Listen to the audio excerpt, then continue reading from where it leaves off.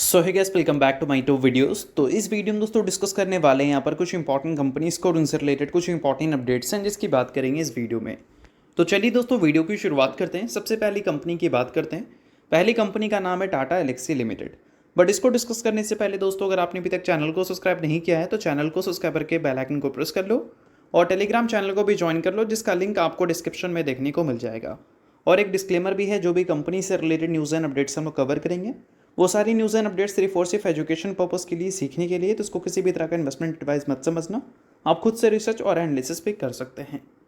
तो चलिए दोस्तों वीडियो की शुरुआत करते हैं। सबसे पहले बात करते हैं टाटा एलेक्सी से रिलेटेड कुछ इंपॉर्टेंट न्यूज़ एंड अपडेट्स के बारे में। सो दोस्तों आज के दिन टाटा एलेक्सी आपको काफ़ी ज़्यादा फोकस में देखने को मिल रही थी। फोकस में रहने का सबसे बड़ा रीज़न क्या है? कल के दिन कंपनी ने अपने क्वार्टरली रिजल्ट को रिपोर्ट किया था, जहाँ पर कंपनी का जो नेट प्रॉफिट था वो ईयर ऑन ईयर बेसिस पे 32% से भी ज़्यादा हमें गिरते हुए नजर आए। और वही सिक्वेंशियल बेसिस की बात करें तो वहाँ पर कंपनी के नंबर्स हमें इम्प्रूव करते हुए नजर आए।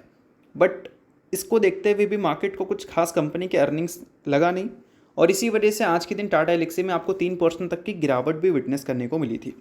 अब देखो दोस्तों, यहाँ पर एग्जैक्ट डिटेल्स आपको देखने को मिलेंगे।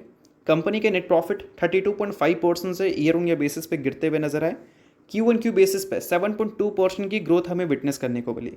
154 करोड़ का कंपनी ने नेट प्रॉफिट रिपोर्ट किया। और रेवेन्यू की बात करें तो रेवेन्यू भी हमें इस बार गिरता हुआ नजर आया ईयर ऑन ईयर बेसिस पे, और 918 करोड़ का रेवेन्यू कंपनी ने रिपोर्ट किया। अब रेवेन्यू गिरा, प्रॉफिट गिरा, इबिट्टा गिरा, तो इन सारी चीज़ों के पीछे का प्रॉपर रीज़न क्या है? तो प्रॉपर रीज़न बोल सकते हैं कंपनी का जो बिजनेस सेगमेंट है, लाइक हेल्थ केयर की बात करें, और अगर हम बात करें media and communication and transportation segment की, तो ये सेगमेंट कंपनी को उतना अच्छा कंट्रीब्यूट नहीं कर पा रहा है पिछले कई टाइमों से। अगर हेल्थ केयर सेगमेंट की बात करें तो वहाँ पर कंपनी को वीकनेस फेस करनी पड़ी थी, और media and communication and transportation segment company का अभी भी कुछ खास अच्छा कंट्रीब्यूट नहीं कर पा रहा है, मतलब वहाँ से अच्छी कंट्रीब्यूशन नहीं आ पा रही है। तो बोल सकते हैं ये दो मेन जो सेगमेंट है वो कंपनी के लिए उतना अच्छा वर्क नहीं कर रहा है। इसी वजह से पिछले अगर हम एक साल की बात करें तो कंपनी के अर्निंग्स लगातार हमें वीक ही परफॉर्म करते हुए देखने को मिल रहे हैं, चाहे हम रेवेन्यू की बात करें या फिर कंपनी के नेट प्रॉफिट की। और पिछले 5 साल का अगर एवरेज देखोगे तो एवरेज से तो काफ़ी ख़राब नंबर आ रहे हैं। इसी वजह से वैल्यूएशंस भी टूटा है और परफॉर्मेंस भी टूटा है। तो आई होप आपको गिरावट के रीज़न समझ आ गए होंगे। बट ये सारी चीज़ें सिर्फ और सिर्फ एजुकेशन पर्पज़ के लिए, तो इसको रिकमेंडेशन की तरह मत लेना। सो अब दोस्तों वीडियो में आगे बढ़ने से पहले बात कर लेते हैं सेबी रजिस्टर्ड टेलीग्राम चैनल के बारे में, जिसको चाहो तो आप ज्वाइन कर सकते हो। अब ज्वाइन करने का सबसे बड़ा बेनिफिट क्या है वो मैं आपको समझा देता हूँ। देखो, मार्केट से रिलेटेड जो इंपॉर्टेंट एनालिसिस होते हैं वो आपको यहाँ पर देखने को मिलता है, वो भी बिल्कुल फ्री ऑफ कॉस्ट। उसके अलावा काफ़ी सारी कंपनी के चार्ट्स आपको देखने को मिलते हैं रेगुलर बेसिस पे, जो कि यूट्यूब पे तो अब आपको देखने को मिलेगा नहीं। तो वो सारी चीज़ें आपको टेलीग्राम में ही अपडेटेड देखने को मिल जाती हैं। और इसके अलावा दोस्तों सेबी रजिस्टर्ड टेलीग्राम चैनल है, तो यहाँ पर आपको काफ़ी सारे कॉल्स वगैरह भी देखने को मिलते हैं, जिसका भी बेनिफिट आप ले सकते हैं। पास्ट में जो कॉल्स वगैरह यहाँ पर देखने को मिले थे उसकी परफॉर्मेंस भी हमें काफ़ी अच्छी देखने को मिली थी, जिसको आप चाहो तो नोट डाउन कर सकते हैं। और साथ में दोस्तों यहाँ पर लाइव आकर जो भी आपके डाउट्स इंक्वायरीज हैं वो भी क्लियर किया जाता है। तो लिंक इसका आपको डिस्क्रिप्शन में देखने को मिल जाएगा, लिंक के थ्रू जाकर आप सेबी रजिस्टर्ड टेलीग्राम चैनल को ज्वाइन कर लेना। तो चलिए दोस्तों बात करते हैं अब अगली कंपनी के बारे में। सो अगली कंपनी का नाम है वारे रिन्यूएबल टेक्नोलॉजीज लिमिटेड। सो दोस्तों आज के दिन वारे रिन्यूएबल टेक्नोलॉजीज आपको काफ़ी ज़्यादा फोकस में देखने को मिल रही थी। फोकस में रहने का सबसे बड़ा रीज़न है कंपनी के क्वार्टरली रिजल्ट, जो कि आज के दिन हमें देखने को मिलने वाले हैं। अब क्वार्टरली रिजल्ट जो हमें देखने को मिलने वाले हैं उसको लेकर मार्केट की एक्सपेक्टेशन थोड़ी सी बुलिश वाली है, क्योंकि Q1 में जो कंपनी ने रेवेन्यू रिपोर्ट किया था उसमें ईयर ऑन ईयर बेसिस पे 155% की ग्रोथ हमें देखने को मिली थी। और अगर प्रॉफिट के ग्रोथ रेट को देखोगे तो प्रॉफिट का ग्रोथ रेट तो रेवेन्यू के ग्रोथ रेट के कंपैरिजन में ज़्यादा बेटर था।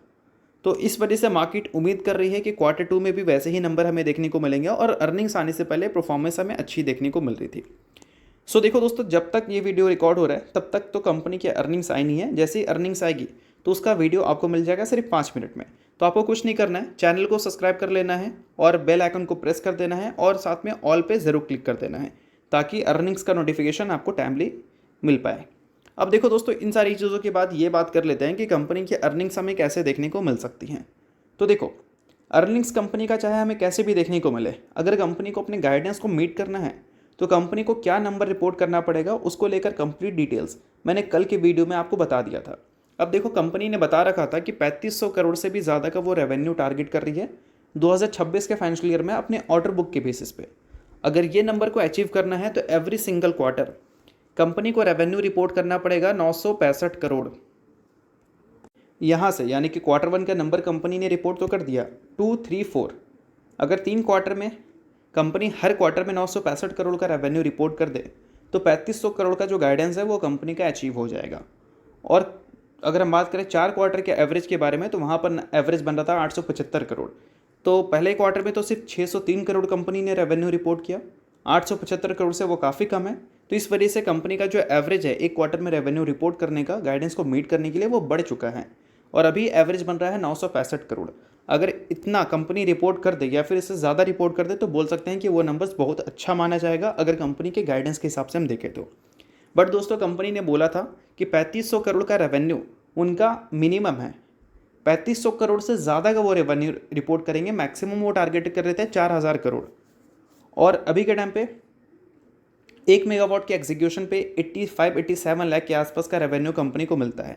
तो जितना कंपनी के ऑर्डर बुक हैं उसको कंप्लीट कंपनी एग्जीक्यूट कर दे तो टोटल नंबर बनता है लगभग 2900 करोड़ रुपए का। और पहले 1 मेगावाट के एग्जीक्यूशन पे 1.2 करोड़ तक बन रहा था। तो 1 मेगावाट के एग्जीक्यूशन का जो रेट है वो कम हुआ है, इस वजह से कंपनी के गाइडेंस हो सकता है कि क्वार्टर 2 के बाद थोड़ी सी डिक्रीज़ होती हुई नज़र आ जाए।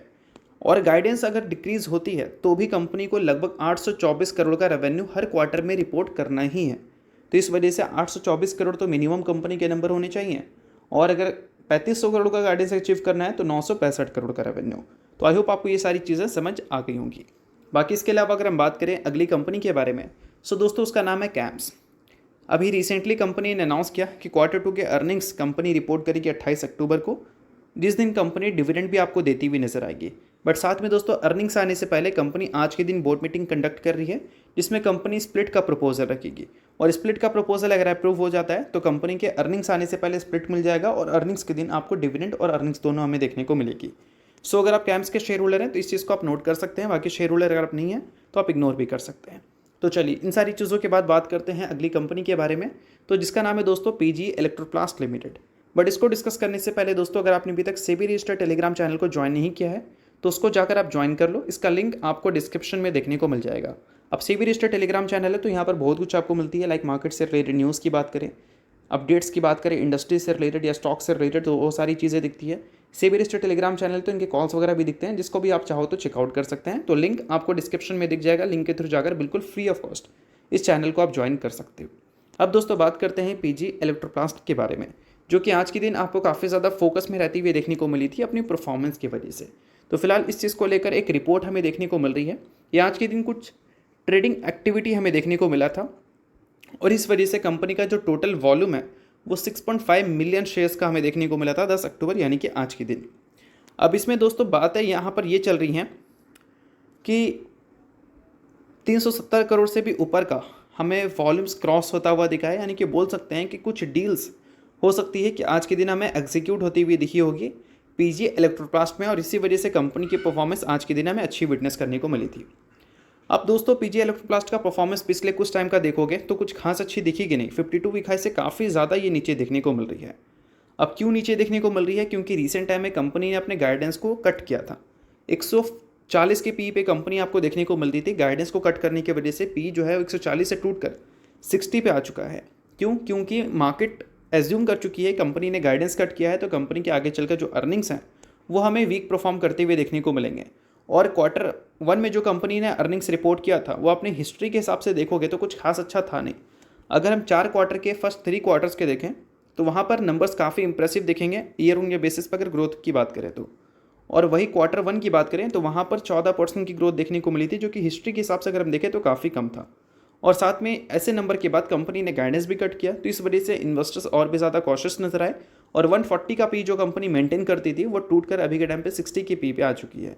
तो ये सारी कुछ पॉसिबल रीजंस हैं जिस वजह से पीजी इलेक्ट्रोप्लास्ट आपको पिछले कुछ टाइम में कुछ खास अच्छी परफॉर्मेंस डिलीवर करती हुई देखने को नहीं मिली है। बट एक अच्छी बात हम बोल सकते हैं कि क्वार्टर 1 में एफआईएस ने अपने स्टेक्स इंक्रीज़ किए हैं और डीआईएस ने भी अपने स्टेक्स इंक्रीज़ किए हैं।